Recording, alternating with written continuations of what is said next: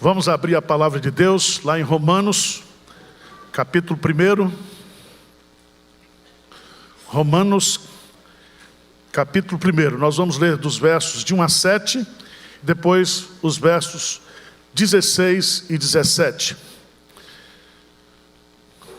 Diz assim: Paulo, servo de Jesus Cristo, chamado para ser apóstolo, separado para o Evangelho de Deus, o qual foi por Deus outrora prometido por intermédio dos seus profetas nas Sagradas Escrituras, com respeito a seu filho, o qual segundo a carne veio da descendência de Davi, e foi designado Filho de Deus com poder, segundo o Espírito de santidade, pela ressurreição dos mortos, a saber, Jesus Cristo, nosso Senhor, por intermédio de quem viemos a receber graça e apostolado por amor do seu nome, para a obediência por fé entre todos os gentios, de cujo número sois também vós, chamados para serdes de Jesus Cristo.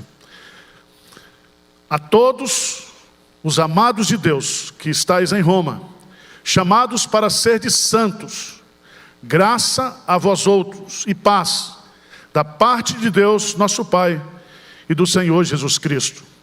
Quero que vocês leiam comigo os versos 16 e 17.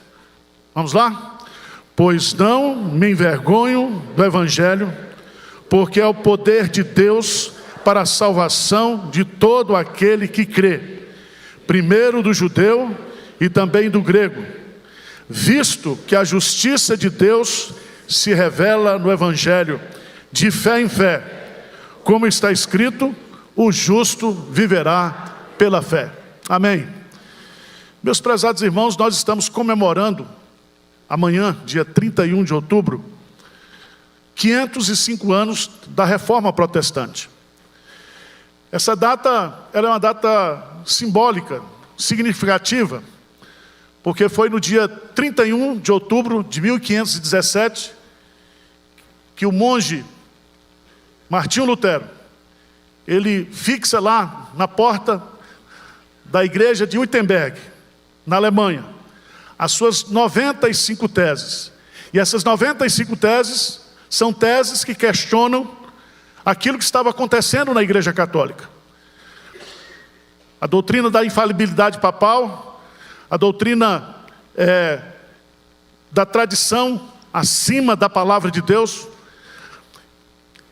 a culto aos santos, mediação entre o cristão e Deus, feita pela igreja e pelo padre. E todos nós conhecemos os problemas que existiam na época, vocês devem conhecer pelo menos um pouco. O ápice disso foi quando o Papa, para construir a igreja de São Pedro lá em Roma, cria a venda de indulgências. E Tetzel, que era famosíssimo na época, saía vendendo a salvação de pessoas que já haviam morrido, com o propósito de arrecadar fundos para a construção do templo. É nesse contexto que surge Martinho Lutero. A reforma começa muito antes. Existem os pré-reformadores, como João Husso, como Wycliffe, como também Savonarola, lá na Itália, e muitos outros, que deram a sua vida para que a reforma acontecesse. E a intenção dos reformadores, no princípio, principalmente Martinho Lutero, é que a igreja católica fosse reformada, que a igreja voltasse para as escrituras sagradas, que todas aquelas heresias que foram inseridas na igreja fossem tiradas e voltasse à simplicidade do Evangelho de Deus. Eu quero destacar para você que essa carta de Paulo aos Romanos, foi um texto fundamental para que a reforma protestante acontecesse. Esse texto que nós lemos, Romanos capítulo 1, 16, 17, foi o texto que Lutero leu, e que ele foi convertido, quebrantado por Deus, porque ele vivia as suas lutas com o pecado, ele vivia fazendo indulgências, pagando penitências, ele sofria.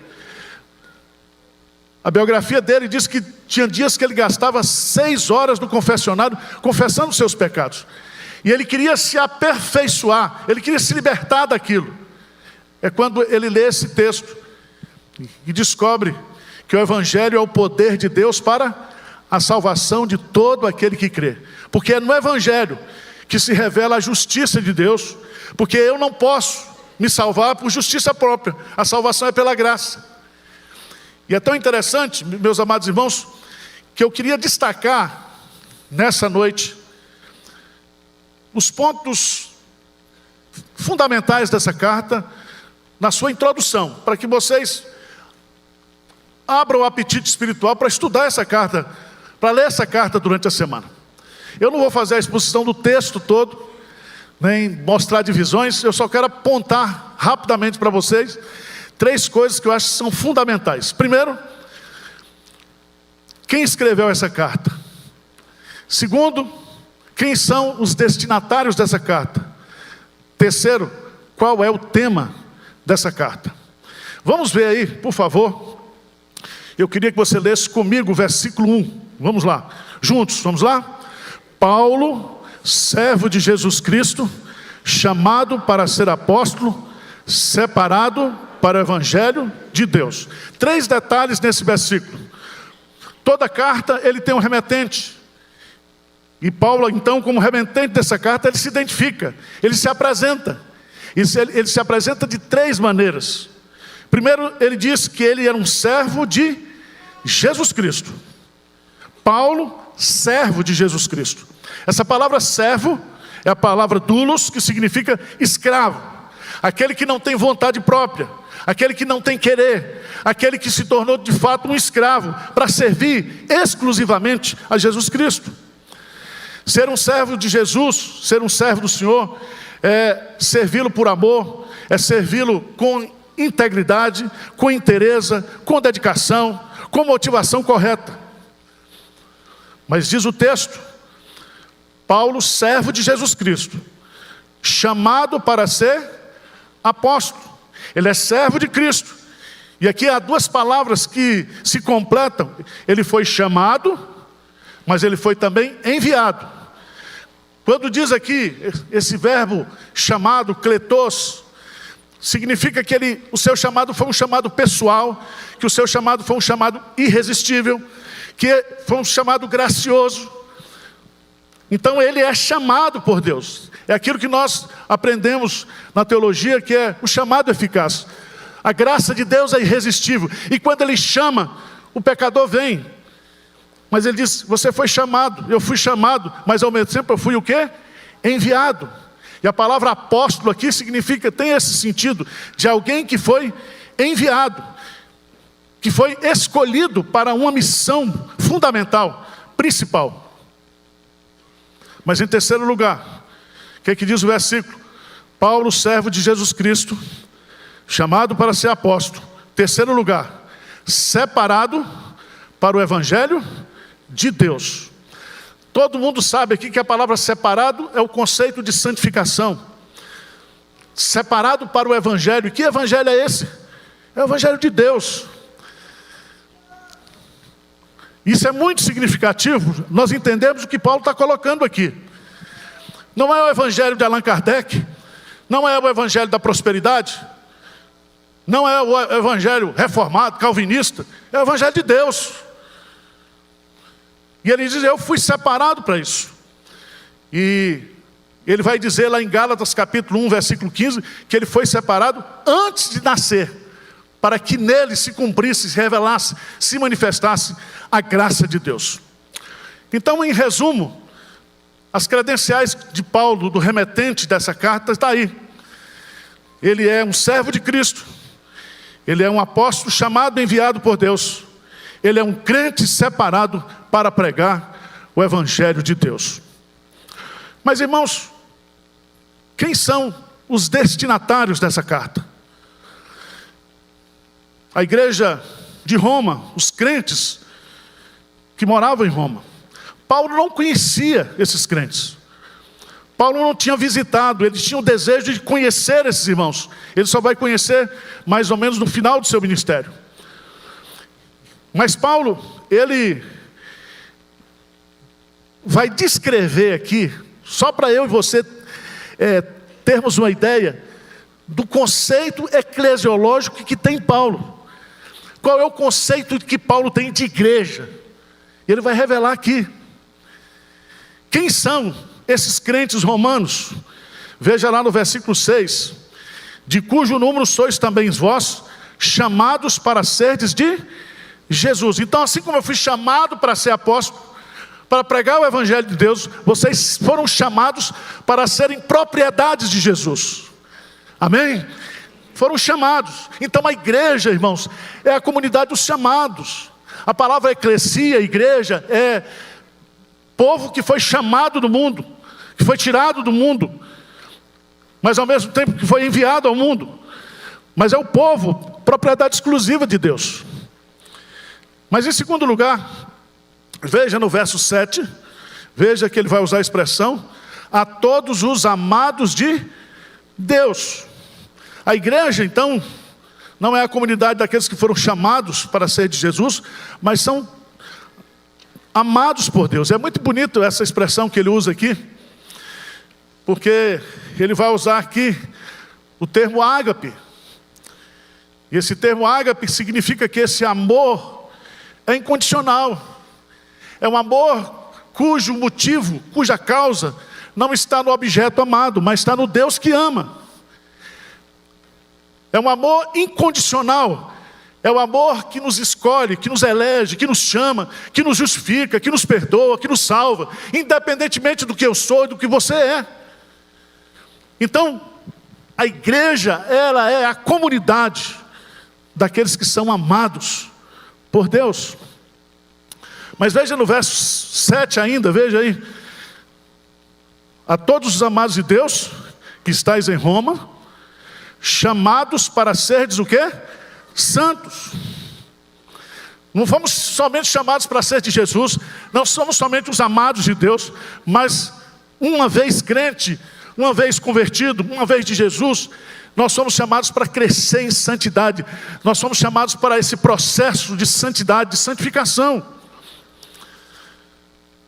Mas veja no versículo 7 ainda, ele diz aí, chamados para serdes santos, graça a vós outros, graça a vós outros. É bonito isso aqui, graça e paz.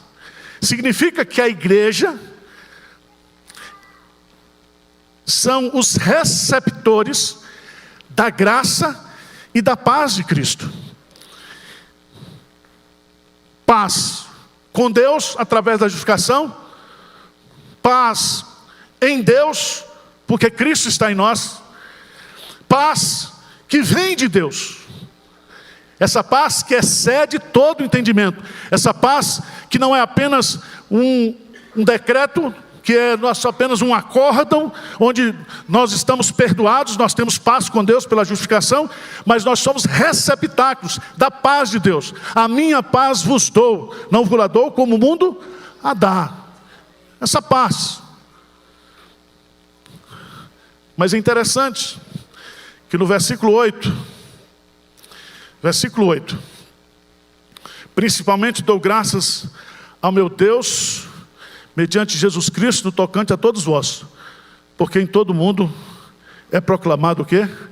A vossa fé. A igreja, ela é universal.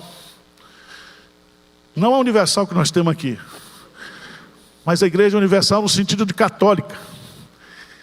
Mas essa igreja que é universal, essa igreja que reúne os eleitos de Deus em todos os tempos, em todos os lugares, ela se manifesta localmente. É a igreja de Deus que está em Roma. Então, não existe igreja pequena, igreja grande, não é igreja rica, igreja pobre. A igreja de Deus, ela reúne, é a Assembleia dos Santos. E ainda que seja uma comunidade pequena, num lugar periférico, ela é tão igreja de Deus, com as grandes catedrais, as grandes igrejas, porque ela é a igreja de Deus. Vocês estão entendendo ou não? Estou me esforçando, né?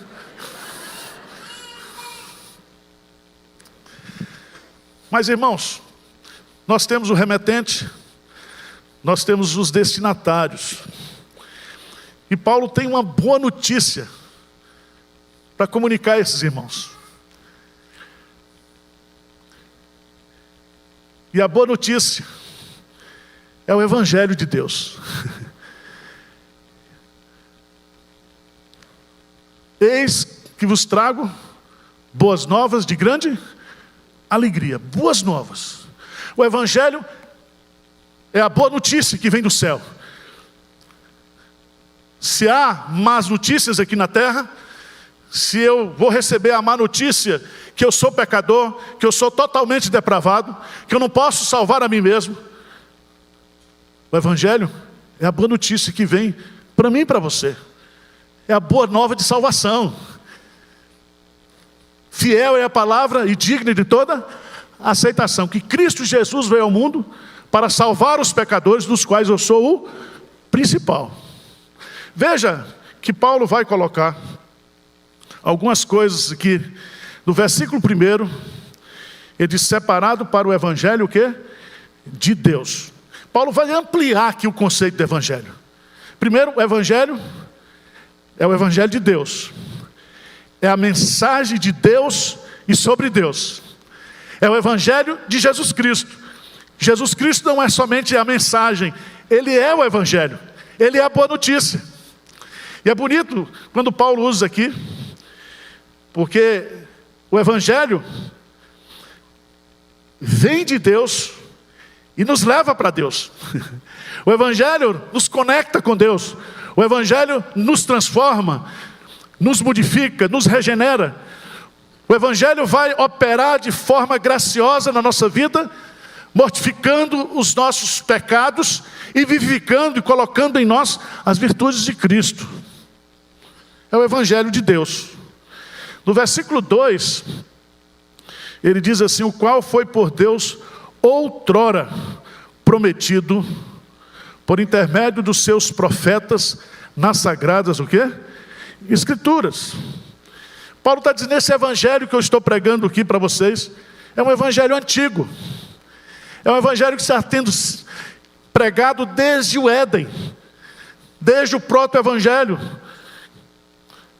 Esse evangelho tem sido pregado pelos profetas, tem sido anunciado entre todas as gerações e será pregado até o fim, até a volta de Cristo.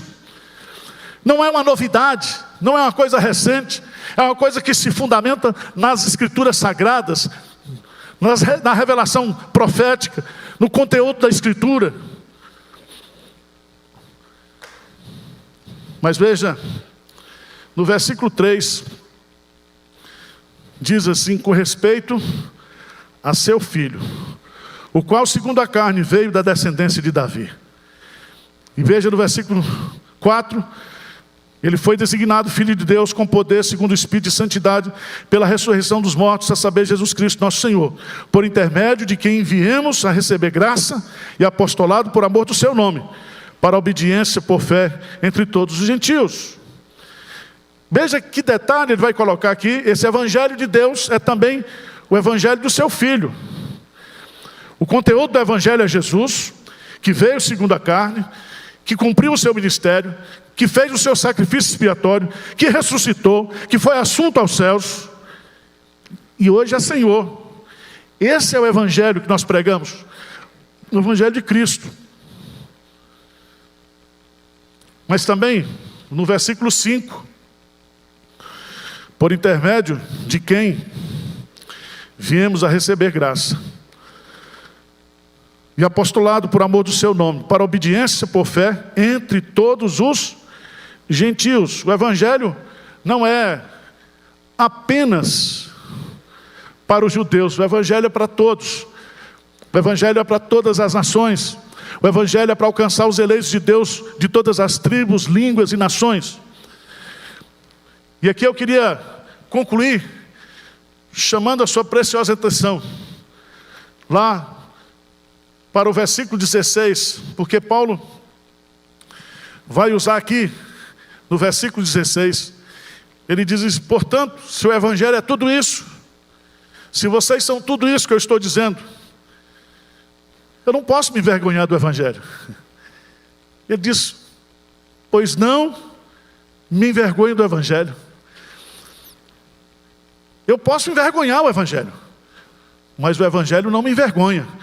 O Evangelho me honra, o Evangelho me restaura, o Evangelho me tira de um estado de humilhação para um estado de exaltação.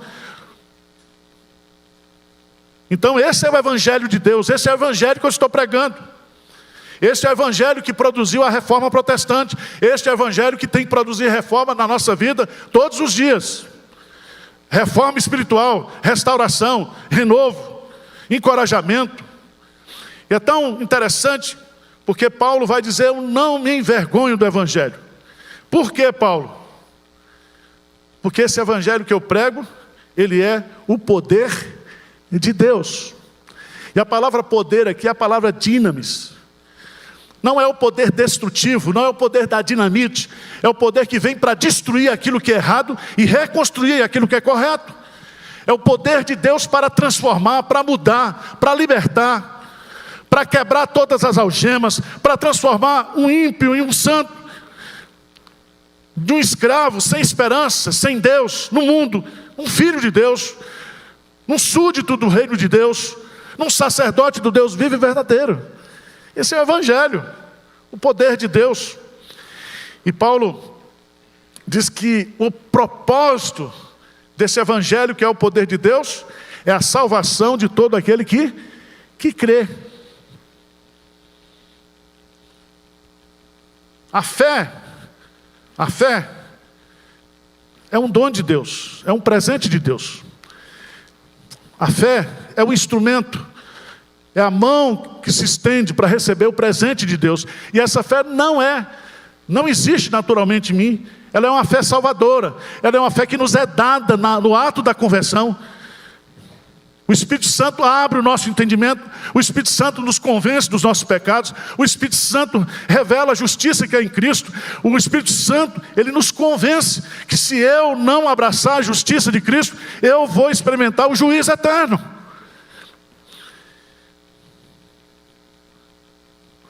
O propósito deste Evangelho é salvar todo aquele que crê.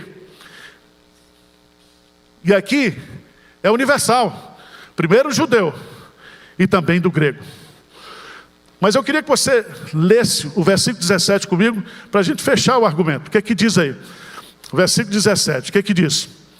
Visto que a justiça de Deus se revela no Evangelho de fé em fé, como está escrito: o justo viverá pela fé. Preste atenção que há dois tipos de justiça aqui nessa carta. Primeiro, a minha justiça própria. O que significa isso? Significa que eu quero receber a salvação, não pela graça, não pela fé, não na obra de Cristo, mas pelos meus próprios méritos, pela minha justiça própria. E o Evangelho vai justamente revelar que eu sou salvo pela graça, e é pelo Evangelho que a justiça de Deus é aplicada na minha vida. É pela obra de Cristo que eu sou justificado. Só para você entender isso, vamos lá para Romanos capítulo 10.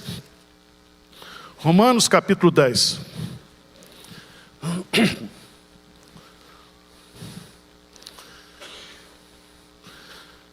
Paulo falando sobre os judeus que rejeitam a justiça de Deus e querem o que? A justiça própria. Querem impor para Deus a justiça própria. Veja o que Paulo vai explicar aqui.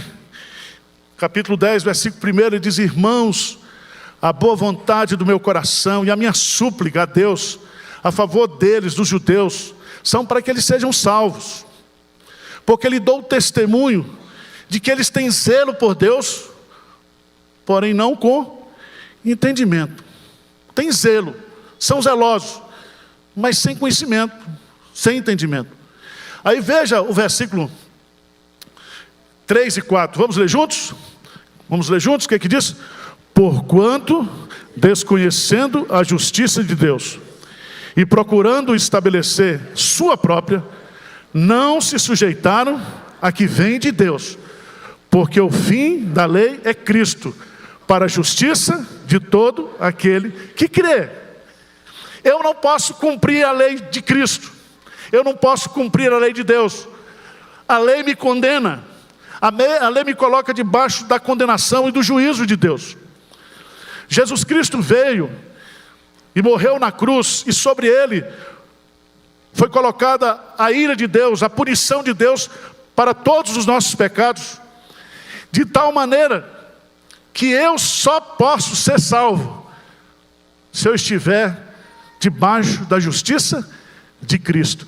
Ele cumpriu a lei por mim, Ele morreu em meu lugar, e se eu creio nele, eu recebo na minha vida a justiça de Deus. Eu sou salvo pela graça, mediante a fé em Cristo Jesus. Por isso que lá em Romanos capítulo 5, versículo 1, vamos ler juntos? Romanos 5, versículo 1, vamos lá?